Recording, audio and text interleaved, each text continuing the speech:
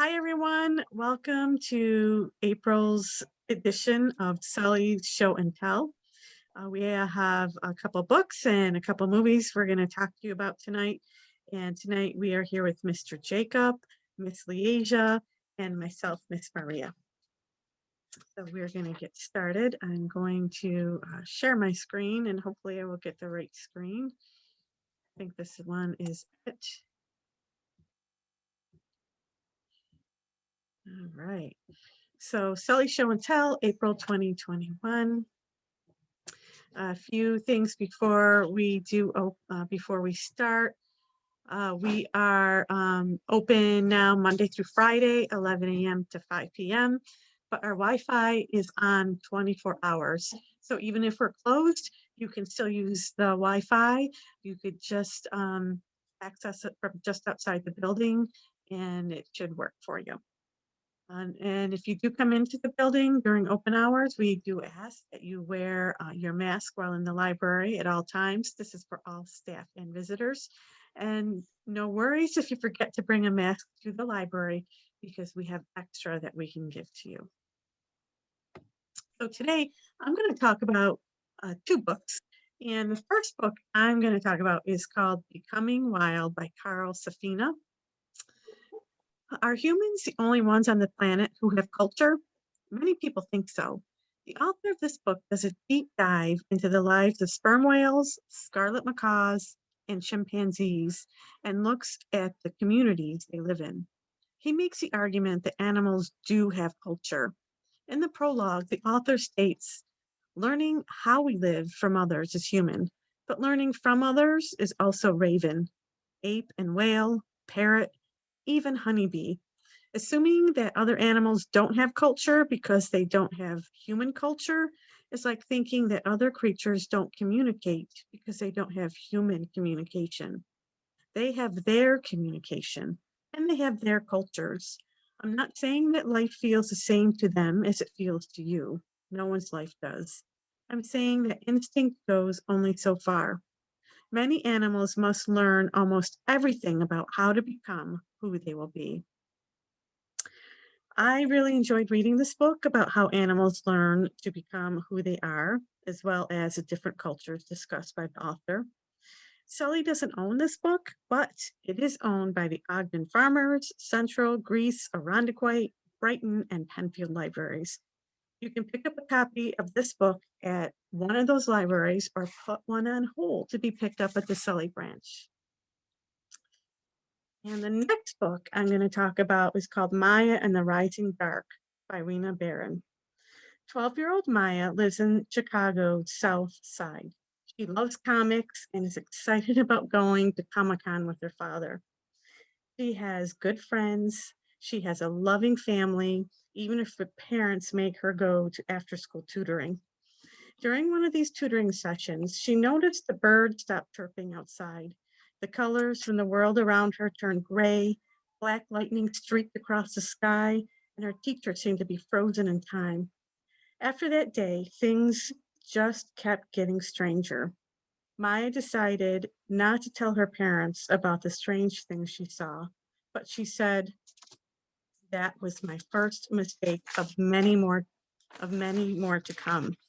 Had I known what lurked in the shadows that day, then maybe I would have made a different choice. This started an exciting and magical adventure for Maya and her friends, where they all learn they have special abilities and are not your typical human. They are godlings, and they must use their wits and special powers to survive the many monsters they encounter. The author has an activity page on her website, and I put the link here on the screen. And this website has interactive quizzes, activities, and pre-lesson plans for parents and educators. I highly recommend this book for any 4th through 7th grader who loves magical adventure stories. Adults may even enjoy this book too, and it would be a great story for a child to read with their adult. So those are the two books I have. I'm going to flip over to the next screen here, and we have a DVD that Miss Leasia is going to talk about.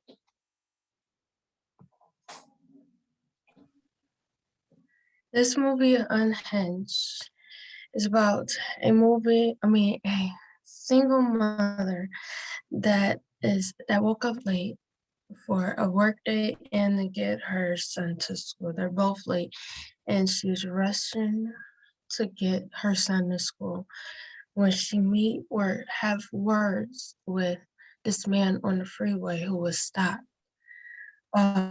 instead when there was a green light. Now this exchange turned into the most worst day someone can have because this man was having a bad day too. He chose to follow her all day and try to crash her car. He stole her phone, was trying to hurt her family also. This movie didn't it's ended good in my opinion. It wasn't a bad ending. It was pretty good.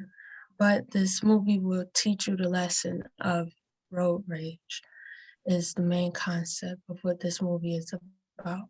Road rage and what can happen if someone is having a bad day. They can make your day worse than what their day was. Wow. Okay. Yes. That's it. Oh, very good. All right. Are you ready to flip over to the next movie? Yes. All Yes. right. Here we go. I just this movie recently. It's called Nobody. It's an action movie, but it's also a bloody movie. It has a lot of blood, a lot of beatings that this one man gives someone else. It's about a underestimated man who's living in his suburban home with his family and in retirement, if you may say. This two thieves came to and break into his home, and in people eyes, he did not protect him or his family at this time. Now, because of this incident, this man has some built up anger that he wanted to release. And this anger turned him into um, basically fighting these drunk men in a bus that they stopped to bother just because. And he used his time to take out his anger. And this scene was very gruesome, in my opinion, but it was also very funny. So if you're into that kind of funny action, but still bloody movies, this is perfect. I loved it. It's surprising also, but it's exhilarating. Excellent. It's a very good movie, in my opinion, for action. I love action movies. So this was a great movie and I loved it. I would recommend it for anybody. Very good. Oh, well, I want to watch this movie when it comes out. Thank you, Leasia. Okay, so the last thing we're going to talk about today is some manga that we have, and Mr. Jacob, take it away. Hello. I did just want to talk about our manga section for a moment here. Here at Sully, I am proud to say that we probably have one of the best manga collections in the entire county. I wish I could take all the credit for that, but I cannot. It's a team effort, and I have to tip my hat not only to my two predecessors in the library, but also to my phenomenal clerk, James Mitchell, who is an absolute expert on all things manga. If we do not have a manga that you are interested in, let us know. We will buy it happily so that you may read it and enjoy it and hopefully return to our library. The specific one that I want to talk about today is one that's near and dear to my heart. It's Cardcaptor Sakura Clear Card Arc, a long-awaited sequel to one of the earliest magical girl genre of manga.